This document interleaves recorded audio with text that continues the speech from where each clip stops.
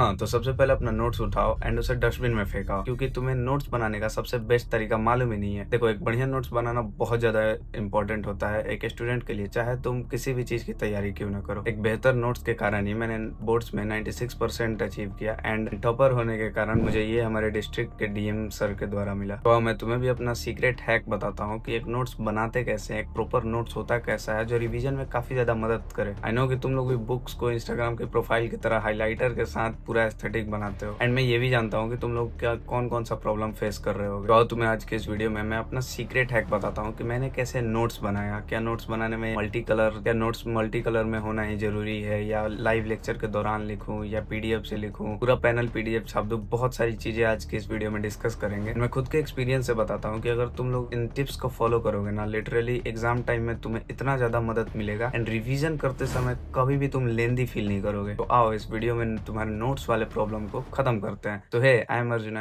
And a heartful welcome to Parth hub. So video की शुरुआत करते हैं तुम्हारे मिस्टेक से। तो सबसे बड़ा मिस्टेक है कि अधिकतर बच्चे ये करते हैं ना कि जो सर पैनल पे लिखे हैं, जो पैनल पीडीएफ पे है, जो नोट्स में उन्हें मिला है, उसे पूरा डिट्टो छाप देते हैं अपने नोट्स में। तो सबसे बड़ी गलती तुम्हें ये नहीं करनी है, बिकॉज तुम एक प्रिंटर नहीं हो, तुम आदमी हो यार। तुम्हें उस चीज को समराइज करके खुद की भाषा में लिखना होगा, क्योंकि तुम्हें उन सब बातों को समझना है, तुम्हें उस सब बातों को याद करना है। तुम लगे रहते हो एकदम प्रिंटर की तरह सर का जो लिखा हुआ है पैनल पीडीएफ पे एकदम सेम टू सेम छापने पे। तो वो सबसे बड़ा ब्लंडर है, उसे फिक्स करो सबसे पहले। तुम लाइव लेक्चर्स के दौरान पैनल पे जो लिखा है उसे पूरा मत छापो। तो अब तुम्हारे मन में होगा कि जब वो पैनल से पूरा ना लिखे तो लिखे क्या। तो उसके लिए मेरे पास एक प्रो टिप है जो वीडियो के अंत में बताऊंगा, उसके लिए वेट करो। उसके पहले मैं तुम्हारे और छोटे छोटे मिस्टेक्स को खत्म करता हूँ जो काफी ज्यादा प्रभाव डालते हैं। सबसे पहला कि मल्टी कलर से नोट्स बनाना। देखो, मल्टी कलर से नोट्स बनाना काफी ज्यादा जरूरी है, लेकिन उतना भी नहीं कि तुम पूरा रेनबो बना दो कॉपी को। देखो, मल्टी कलर से बनाने का एक फायदा ये है ना कि हमें पढ़ने में दिक्कत नहीं होती है, उससे स्पेसिफिक वर्ड भी हाईलाइटेड दिखता है एंड साइंटिफिकली भी हम उससे बोर्ड फील नहीं करते हैं, क्योंकि मल्टी कलर का आज के इस जनरेशन को मल्टी कलर का आदत हो चुका है। क्योंकि पहले भी तुमने सुना होगा कि पहले लोगों को ब्लैक एंड व्हाइट टीवी होने के कारण उन्हें सपने भी ब्लैक एंड व्हाइट आते थे एंड आज की जनरेशन को यानी जेनजीज को अब सपने भी रंग बिरंगी आते हैं। सो नोट्स तो रंग बिरंगी जरूरी है, लेकिन मुश्किल से तुम 3-4 कलम यूज करो। एक पिंक रखो, एक रेड रखो, एक ब्लू रखो एंड एक ब्लैक रखो, जिससे पहली बात तो तुम पढ़ते समय बोरिंग फील नहीं करोगे एंड तुम्हारा नोट्स देखने में भी बढ़िया लगेगा एंड उससे तुम्हारा लाइन बाय लाइन हाईलाइटेड भी रहेगा, जिससे वो पूरा मिला हुआ नहीं लगेगा। नहीं तो सिंपल 1-2 कलर का पेन यूज करने से वो पूरा नोट खिचड़ी बन जाता है। So make it colourful but minimal. तो एक और मिस्टेक कि जो तुम लोग करते हो, लाइव लेक्चर्स के दौरान नोट्स लिखते हो, ये सबसे बड़ा ब्लंडर है। मेरी बात समझ लो, अगर अभी से तुम बेस पे ध्यान दोगे ना, अपने पढ़ाई पे ध्यान दोगे, तुम सबसे पहले तो की कंसेप्ट पे फॉलो करो, की कंसेप्ट पे फोकस करो। देखो, सबसे पहले अगर तुम्हारा कंसेप्ट क्लियर हो गया ना, तो लिटरली मैं खुद एक जेई एस्पिरेंट हूँ एंड मुझे लाइव लेक्चर्स के दौरान ही नोट्स बनाना पड़ता है, लेकिन मैं तुम्हें अभी सजेस्ट नहीं करूंगा, बिकॉज अभी तुमको अपने पढ़ाई पे ज्यादा फोकस करना चाहिए। एक बार अगर तुम्हारा बेस मजबूत हो गया ना, तो तुम जेई में भी तुम्हें काफी चीजें आसान लगने लगेंगी, क्योंकि बेस बहुत ज्यादा मायने रखता है। अभी फोकस करो कॉन्सेप्ट्स पकड़ने में, थ्योरी समझने में एंड बाकी जेई में जब तुम आओगे ना, तो तुम्हारे पास खुद समय इतना कम होगा कि तुम्हें लाइव लेक्चर्स के दौरान नोट्स बनाना ही होगा एंड उस समय तक तुम्हारा ब्रेन इतना डेवलप हो जाएगा कि तुम सुनते भी रहोगे, समझते भी रहोगे एंड लिखते भी रहोगे। लेकिन अभी मैं ये सजेस्ट नहीं करूंगा, क्योंकि बोर्ड्स का सिलेबस उतना ज्यादा हार्ड भी नहीं है एंड इतना ज्यादा कॉम्प्लेक्स भी नहीं है बोर्ड। तो इसीलिए मैं बोलूंगा कि अभी तो मस्त बढ़िया से थ्योरी पे एंड कंसेप्ट पे फोकस करो एंड नोट्स हो सके लाइव लेक्चर्स के खत्म होते हैं आधे 1 घंटे में बना के खत्म कर दो। एंड एक और मिस्टेक जो तुम सभी लोग करते हो, बुक को इंस्टाग्राम के प्रोफाइल की तरह एकदम हाईलाइटर यूज करके एस्थेटिक बनाने लगते हो। देखो, विकास द्विवेदी सर कहते हैं कि स्टूडेंट को हर एक लाइन इंपॉर्टेंट लगती है एंड वो सबको अंडरलाइन करते जाता है। तुम्हें ये नहीं करना है, तुम्हें उसमें से ऐसी चीजें पकड़नी है जो लिटरली तुम्हारे लिए जरूरी हो। तुम्हें सब चीज को हाईलाइट नहीं करना है, हाईलाइट उसी चीज को करते हैं जिसपे तुम्हारा मेन फोकस होना चाहिए। लाइक कोई ट्रिगोनोमेट्री का फॉर्मूला है जो तुम्हें याद नहीं हो रहा है, या तुम वहाँ के प्लस माइनस में गड़बड़ा रहे हो, या फिर तुम्हें उस फॉर्मूला के कहीं प्लस माइनस में दिक्कत हो रही है, तो उसे हाईलाइट कर दो, जिससे तुम्हारा हमेशा फोकस वहां बना रहेगा एंड तुम उससे कंफ्यूज नहीं होगे। हाईलाइटर आई कैचिंग होता है, जहां हाईलाइट करोगे वो पॉइंट तुम्हारे सबकॉन्शियसली तुम्हारे माइंड में बैठ जाता है। तो हाईलाइटर से उसी चीज को हाईलाइट करो एंड तुम्हें याद रखने में परेशानी हो रही है। वाकई में नोट्स बनाया कैसे जाता है, एक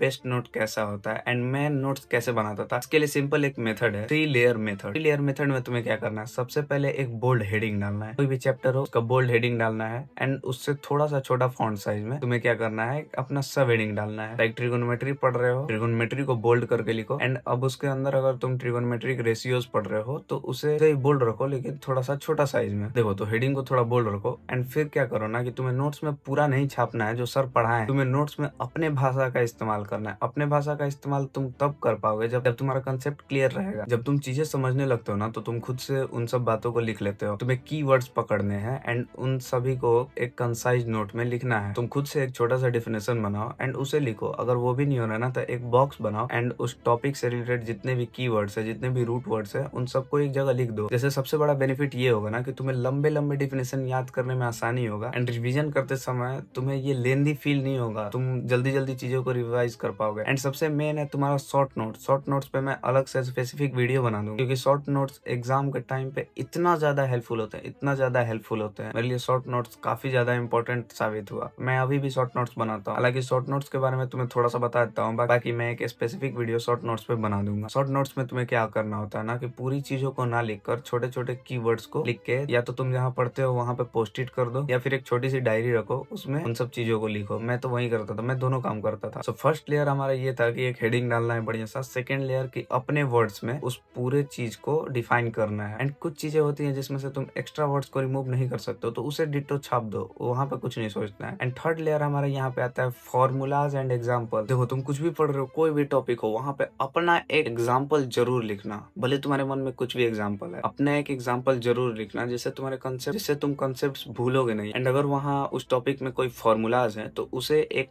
बॉक्स में घेर देना, क्योंकि बॉक्स में घेरने से वो चीजें हाईलाइट होती है एंड हमारा सबसे पहले नजर वहां पे जाता है एंड वो सबकॉन्शियसली हमें लगता है कि वो इम्पोर्टेंट है। सो यही है हमारा 3 लेयर मेथड, जिसमें सबसे पहले तुम्हें एक बोल्ड हेडिंग रखनी है। सेकंड में तुम्हें खुद के छोटे छोटे नोट्स, कंसाइड नोट्स बनाने हैं, जिसे किस मेथड भी बोलते हैं, keep it short and simple. So वो करना है। एंड थर्ड लेयर में तुम्हें फॉर्मूलाज एंड एग्जाम्पल लिखना है। बिलीव करो तुम अगर ऐसे नोट्स बना लिए ना तो लिटरली तुम फोड़ दोगे बोर्ड्स में। एंड भाई कुछ बच्चे तो ऐसे हैं जो नोट्स बनाते ही नहीं है, तो सबसे पहले मैं उनको बता दूं कि तुम जब नोट्स बनाते हो ना तो वो चीजें तुम्हारे माइंड में 70 से 80% उसी समय याद हो जाता है। बाकी जब तुम धीरे धीरे ग्रेजुअली रिवाइज करते जाते हो तब वो तुम्हारा 100% हो जाता है। देखो मैंने रिवीजन और नोट्स पे इतना ज्यादा फोकस किया था ना कि एग्जाम टाइम पे मेरे अंदर इतना कॉन्फिडेंस था कि अगर मैं आज नहीं भी पढ़ूं तो कल बढ़िया से एग्जाम दे दूं। तो तुम लोग भी नोट्स को हल्के में मत लेना, खुद के नोट्स बनाओ, बढ़िया से बनाओ। अभी तो तुम्हारे पास बहुत टाइम है। सबसे पहले अपने कंसेप्ट पे फोकस करो एंड देन नोट्स बनाओ। एंड रिवीजन मत छोड़ना, विजन को भी बिल्कुल हल्के मत लेना, उसे एकदम करना है पूरे डिसिप्लिन के साथ। एंड एक और इम्पोर्टेंट थिंग कि हैंड राइटिंग नोट्स में मायने नहीं रखती है। तुम लगे हो सुंदर सुंदर हैंड राइटिंग लिखने में तो वो तुम्हारा बोर्ड्स में काम आएगा। अभी मत लिखो, अभी जरूरी नहीं है कि एकदम सुंदर सुंदर नोट्स बनाओ। तुम्हें बेचना नहीं है नोट्स को रखना है, रिवाइज करना है। कुछ बच्चे तो ऐसे हैं जो इतना समय नोट्स में दे देते हैं कि उन्हें खुद नहीं पता होता कि कब समय बीत गया। मेरे साथ भी ऐसी दिक्कतें होती थी। मैं नोट्स पे ज्यादा फोकस करता था ना तो बाद में पता चलता था कि अरे यार मैं रिवीजन कर ही नहीं पाया। सो हैंड राइटिंग पे ज्यादा फोकस मत करो। नोट्स तुम ऐसा बनाओ जिसे तुम समझ सको, जिसे तुम आसानी से पढ़ सको, जिससे